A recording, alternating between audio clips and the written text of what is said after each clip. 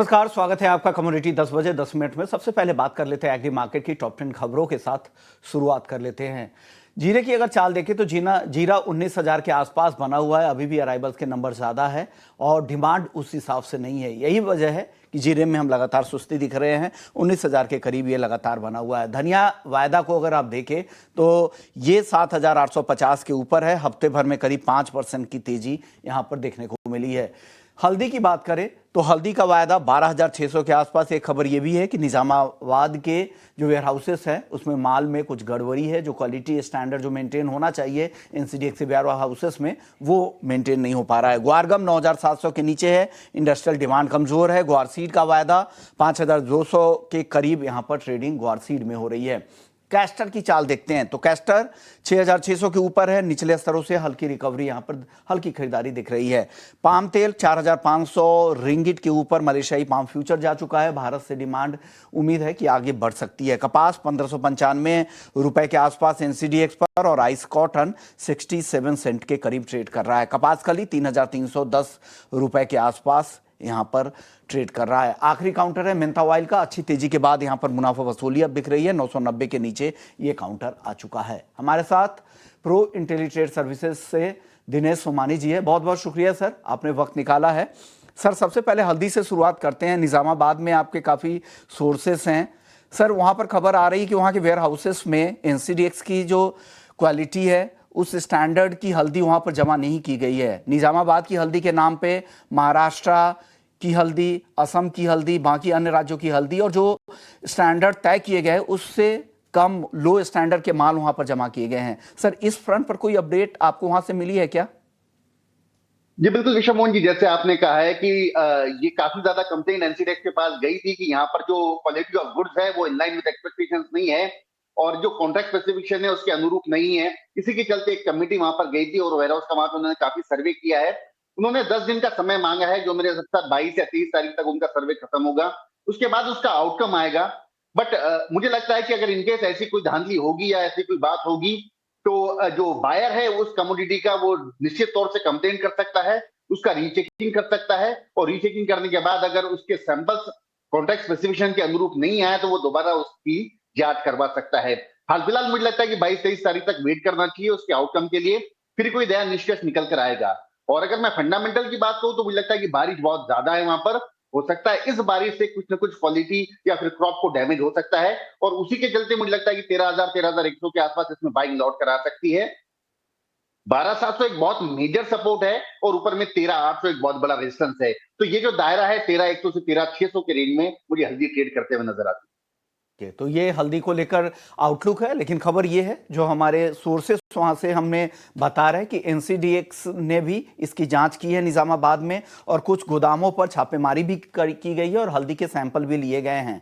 Low quality के stocks की खबर आ रही है कि कमजोर और गलत क्वालिटी की हल्दी को गोदामों में रखकर कीमतों को भी मैनिपुलेट करने जैसी खबरें भी आ रही है और इसमें बड़े सट्टेबाज जो वहां के हैं निजामाबाद के, उन पर ये आरोप लगाए गए हैं और पिछले कई सालों से ये स्पेकुलेटर्स द्वारा इस तरह की गड़बड़ी की जा रही है। ऐसा आरोप महाराष्ट्र के कारोबारी लगा रहे हैं। महाराष्ट्र के हल्दी कारोबारी ने यह खबर भेजी है और किसान और ट्रेडर्स की शिकायत यही है कि देश भर के किसान और कारोबारियों को इससे निजामाबाद के इन स्पेकुलेटर्स की वजह से बड़ा नुकसान होता है और वो काफ़ी बड़े लेवल पे मैनिपुलेट करते हैं मार्केट को और इससे हल्दी की साख पर भी असर होता है, मार्केट पे असर होता है और सांगली सहित देश भर के हल्दी कारोबारी इससे प्रभावित हुए हैं। ये खबर महाराष्ट्र के है।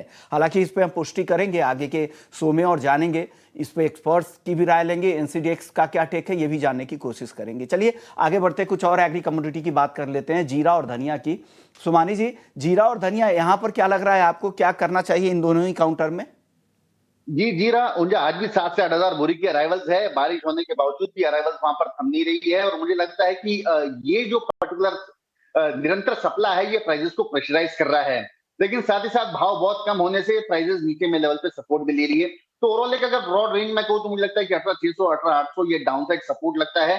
19,700 19,800 ये अपसाइड रेजिस्टेंस लगता है कि अगर निचले स्तर पर आता है तो मेरे हिसाब से चौतरफा एक बार एनसीडेक्स की सारी कमोडिटीज में बाइंग लौट कर आ सकती है।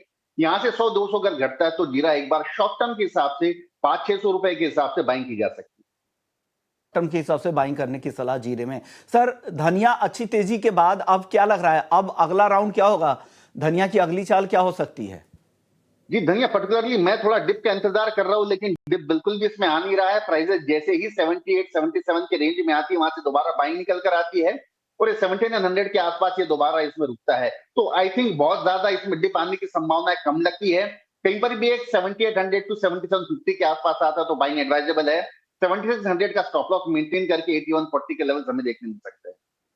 चलिए सर, ग्वारसीड ग्वारगम की बात कर लेते हैं, वहां से क्या अपडेट आ रहा है, ग्राउंड की क्या खबरें हैं सर, अभाव की चाल क्या रह सकती है ग्वार की? जी, वहां बारिश की सख्त जरूरत है। अगर बारिश वहां 7 से 8 दिन में नहीं होती है तो ग्वारसीड ग्वारगम में अच्छी तेजी देखने की संभावना पूरी नजर आती है। और टेक्निकली मैं कहूँ तो मुझे लगता है कि 5200 के आसपास निरंतर ग्वारसीड में सपोर्ट आ रहा है। 96 96.5 के आसपास ग्वारगम में सपोर्ट आ रहा है। इन लेवल के आसपास खरीदारी करने में रिस्क कम है। आने वाले समय में पॉसिबिलिटी है कि ग्वारसीड ग्वारगम अच्छा रिटर्न दे सके। ओके, चलिए सीधे नॉन एग्री मार्केट की तरफ बढ़ते हैं। सुबानी जी, अलास्का मीटिंग के बाद अब वॉशिंगटन में जो बैठक होने वाली है जेलेंस्की और ट्रंप की, और साथ ही यूरोपियन लीडर्स भी वहां पर होंगे, क्या लग रहा है, क्या कुछ उसका असर सोने चांदी पर होगा?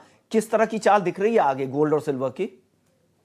जी, एक्सपेक्टेशंस बिल्कुल ये भी थी कि फ्राइडे के बाद में कुछ एक बड़ा मूव हमें देखने मिल सकता है, लेकिन फ्राइडे की मीटिंग में कोई विशेष निष्कर्ष निकल कर नहीं आया है। ना ही कोई ऐसी कॉन्क्रीट बात वहां से निकल कर आई है। बस इतनी बात हुई है कि रशिया से जो चीजें इंपोर्ट होगी वहां पर अभी एडिशनल टैरिफ नहीं लगेंगे, एक सकारात्मक संकेत वहां से निकल कर आया है।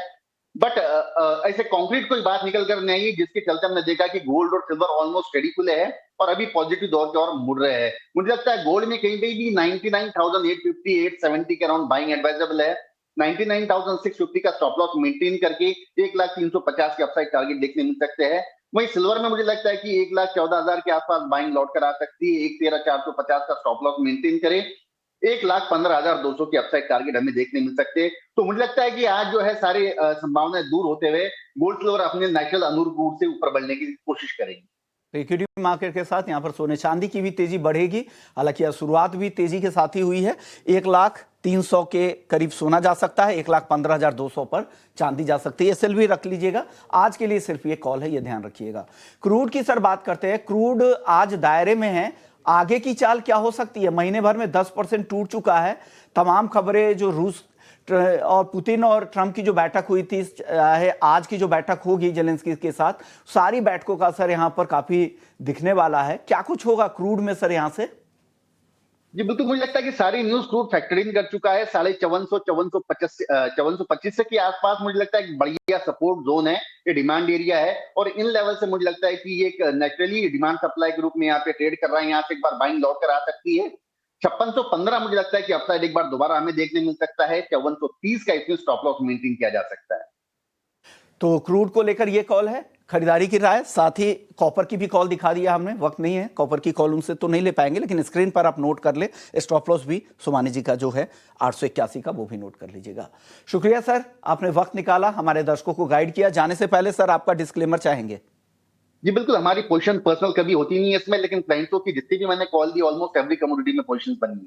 Okay, thank you so much sir, आपने वक्त निकाला, अपने रिसर्च के जरिए हमारे दर्शकों को मदद की। कमोडिटी 10 बजे को यहीं समेटते हैं, वक्त है ब्रेक का। ब्रेक के बाद हमारे साथ दिग्गज एक्सपर्ट अभय अग्रवाल होंगे, उनसे जानेंगे बाजार में जो तूफानी तेजी चल रही है उसके बाद आपकी रणनीति क्या होनी चाहिए, कहां मौके आपको उनको दिख रहे हैं, ये चर्चा करेंगे ब्रेक के बाद। जल्द लौटते हैं, फाउंडर हैं और एमडी है पाइपर सेरिका के, जल्द लौटते हैं।